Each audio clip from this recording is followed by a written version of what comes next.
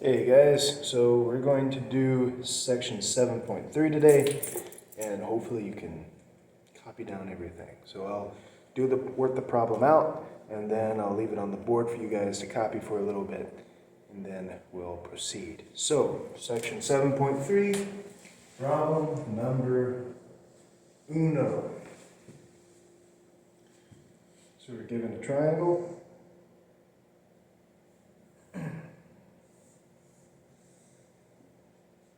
And the directions tell us to find each missing length. So we have 13 centimeters, 12 centimeters, we know it's a right triangle, and we don't know that leg. So we're going to have to do the Pythagorean Theorem, which is a squared plus b squared equals c squared. C squared is the hypotenuse, so we're going to put 13 in as the hypotenuse. Doesn't matter which one we use for 12, A or B. I'm just going to use A.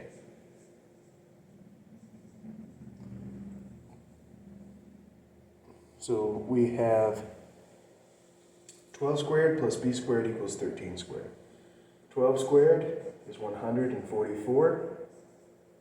B squared is B squared. 13 squared is 169.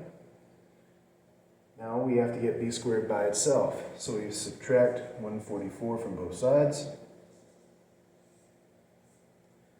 169 minus 144 is 25. 144 minus 144 is 0, so b squared equals 25 is what's left. In order to get rid of an exponent, we have to take the root of that variable to whatever power it is. So because it's squared, we will take the square root of b squared. So we'll square both sides, square root both sides. The square root of b squared is b. The square root of 25 is 5. So that will be your answer.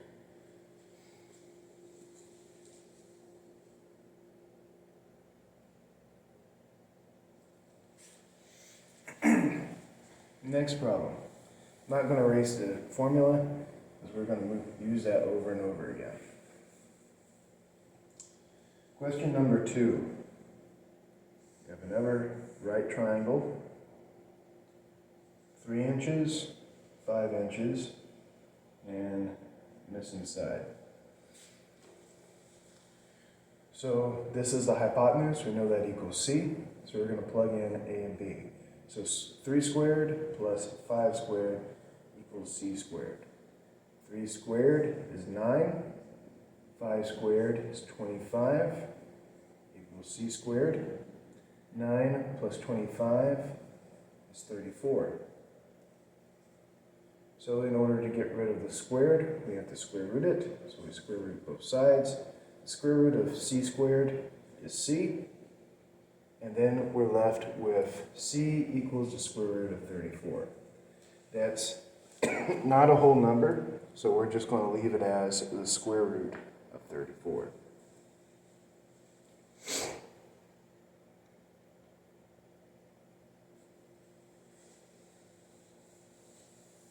Oh, I forgot to not erase my formula. Anyway, so we have another triangle for problem number 3.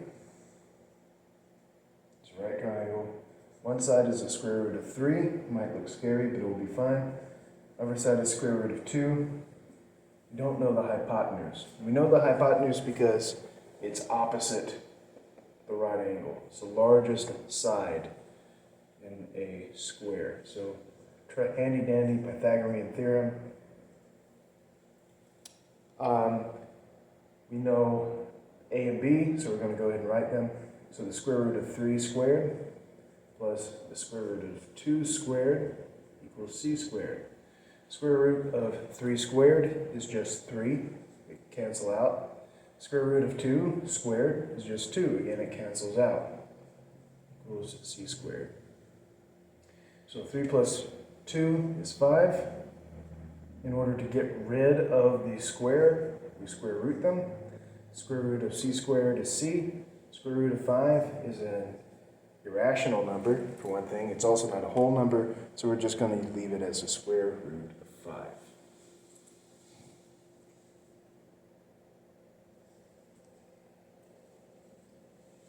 We're going to skip to problem 7, and we're going to work on that table on problem 7 and 8.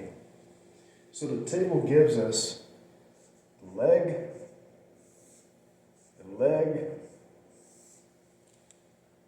and a hypotenuse.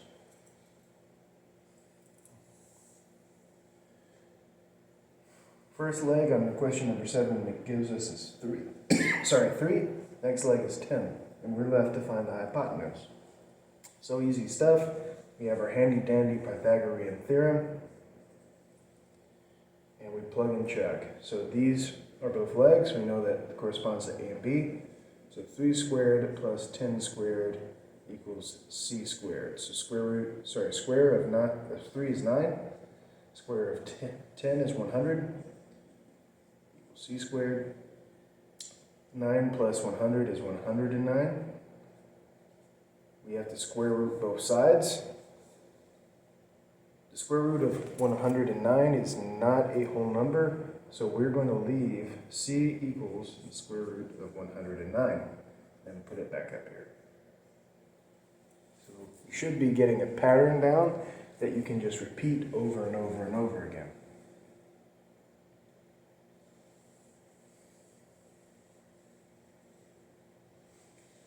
So number 8, we're given one leg and we're given the hypotenuse. So we're missing a. So a squared plus 3 squared equals 5 squared. A squared plus 3 squared is 9. 5 squared is 25. Then we do some handy-dandy algebra. We subtract 9 from each side because we want a by itself. A squared plus 9 minus 9 is just a squared. 25 minus 9 is 16. Take the square root of both sides. Square root of 16 is 4, quattro. And that's going to be our last number in this table that we're going to do today. We're going to go down to number 11.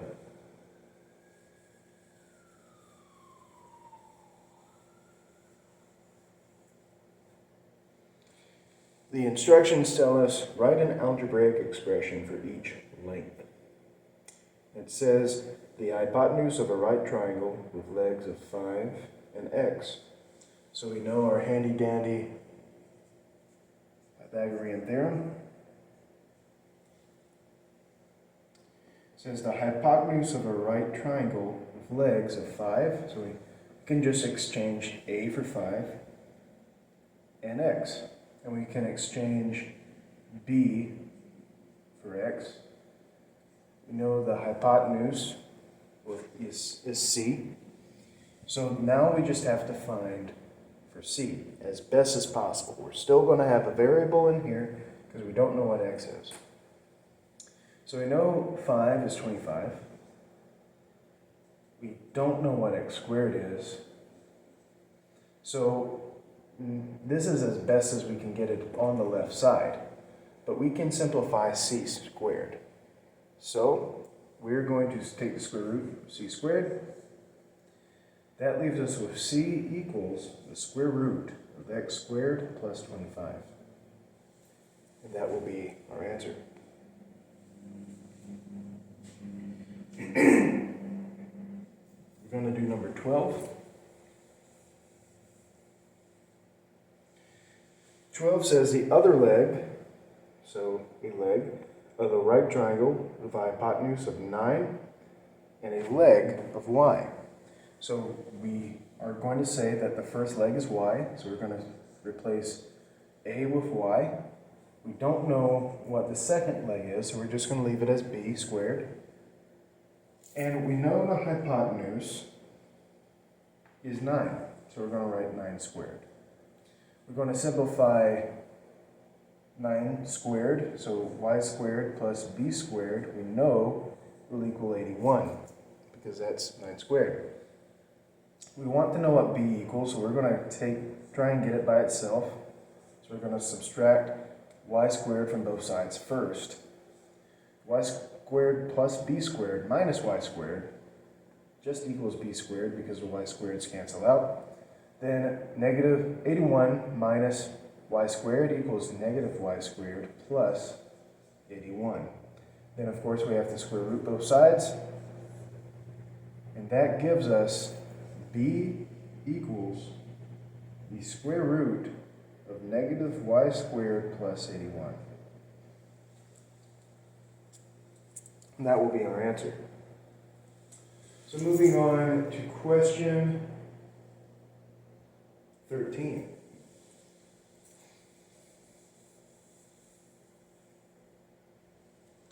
The instructions say classify a triangle with the following side lengths as right, acute, or obtuse, and then explain your reasoning. And this goes back into the corollary of the Pythagorean Theorem, which says a triangle with side lengths A, B, and C, where A is less than equal to C, and B is less than equal to C, is an acute triangle if C squared is less than A squared plus B squared, and is an obtuse triangle if C squared is greater than A squared plus B squared. So it's all about whether the hypotenuse squared, the square of the hypotenuse, is greater than the sum of the square of the two legs. So we know the longest side will always be the hypotenuse. So if we have 6, 8, and 9, what will be the hypotenuse?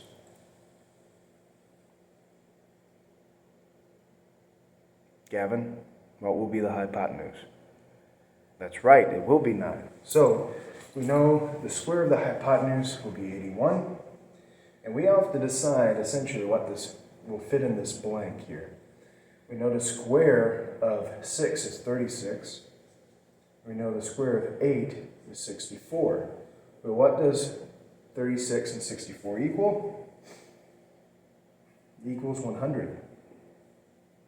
So, is 81 greater than or less than 100?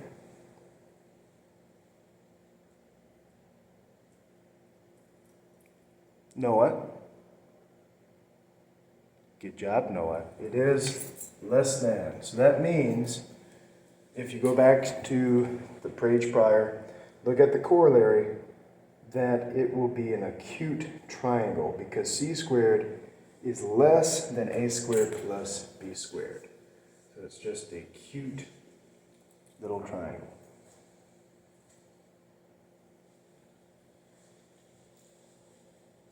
So we're going to go down to question number 20. It says use the kite TAME, or kite team, for exercises 20 to 21.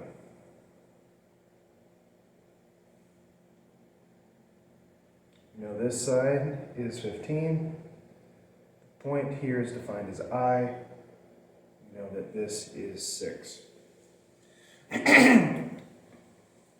We also know that the diagonals right here are perpendicular due to our chapter on quadrilaterals. So we know these all actually are right triangles. Find TA if EA, so this one right here, equals 6 times the square root of 2. So find TA.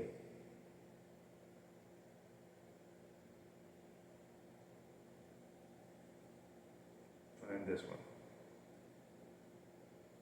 Find that length. We know the definition of a kite is that this this diagonal bisects this diagonal. Okay, so the cross-sectional, or bisects, sorry, not the cross-sectional. The axis of symmetry bisects the crossbar. So all we have to do, we know that these two are congruent, so all we have to do is find what this side and multiply it by 2, then we have TA. So we have our handy-dandy Pythagorean Theorem. We know that the hypotenuse is 6 times the square root of 2. We know that this side is 6, so we're going to go put it in for A, but we don't know B. So we use algebra. So what is 6 times the square root of 2 squared? We square 6, which is 36. We square the square root of 2, which is just 2. So 36 times 2 is 72. So we know that's what it ends up equaling. 6 squared is 36. Then I'm going to continue it on down here. So we subtract 36 from both sides.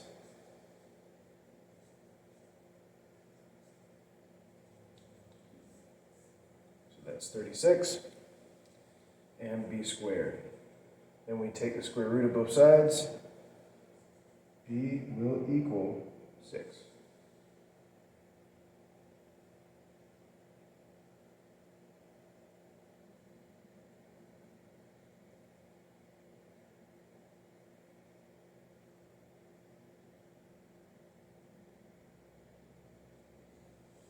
Then lastly, question number 21.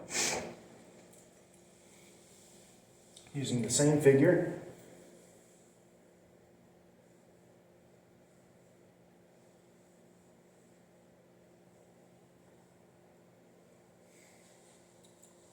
find EM, that's this line, if TA equals 14. So you know this is 7 and this is 7 because they are still congruent. So find EM.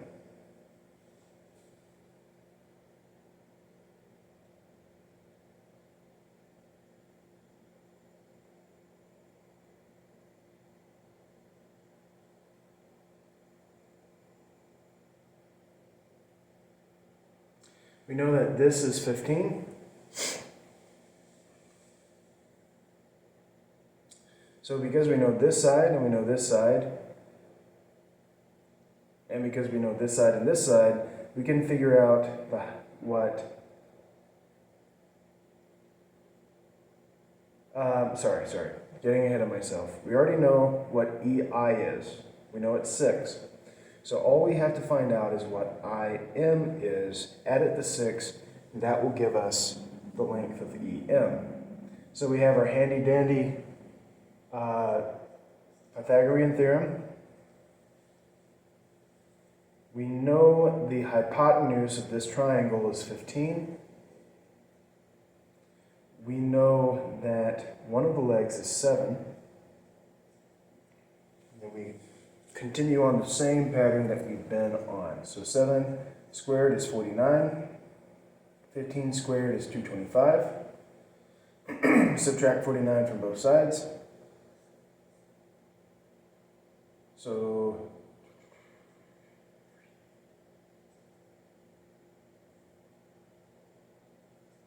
you get 76, 176. B squared, square root both sides.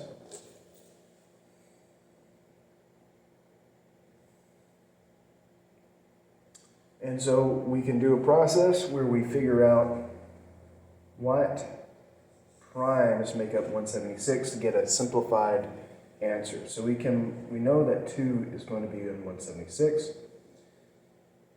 So we put 2 right there. 176 divided by 2 is going to be 88.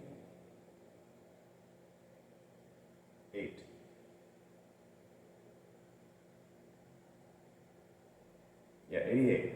So we know we can get a number 2 out of that, so we're going to take that.